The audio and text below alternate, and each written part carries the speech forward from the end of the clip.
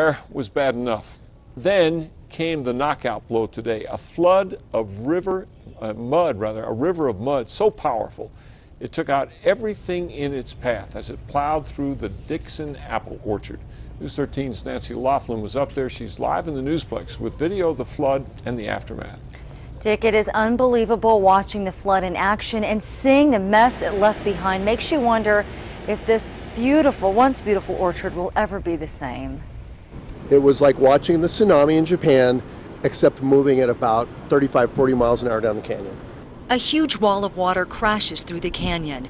Watch as trees and cars tumble past a photographer from Univision, a partner of ours. He is stuck in his news unit as debris races by. I looked up and there was a web of trees and rocks, 20, 30 feet tall, coming down the mountain.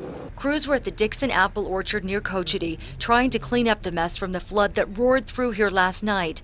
Workers were clearing debris this afternoon when the second wave hit. He got out of his car and started filming us while we're running up the mountains. They ran up the side of the canyon and screamed at the photographer to run too. He was able to get out of his car and join them.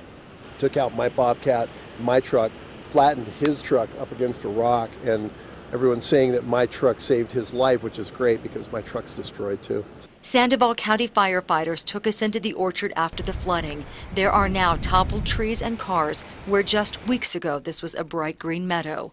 Barriers set up to stop the floods were no match for the water and sludge. And the home of the family who runs this beloved orchard? That was the main home. There is so much gone from this orchard. First the Los Conchas fire, then floods. The scars are so deep it will take years to heal. It was hit so hard by the fire, it's just one huge funnel at this point, and everything comes this way. And firefighters who have worked this canyon for years say this isn't the end of it. If we get more rains, definitely we can expect the same type of thing to happen again. Okay, I just spoke with Jill Dixon. She says right now their family is exhausted. They're devastated. She says the destruction is monumental.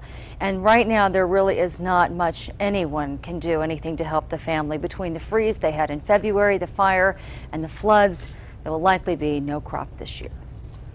All right, Nancy, a fundraiser for the orchard is set for this Saturday from noon until 6 at La Tienda in El Dorado. It will feature music, food, a raffle, and a silent auction.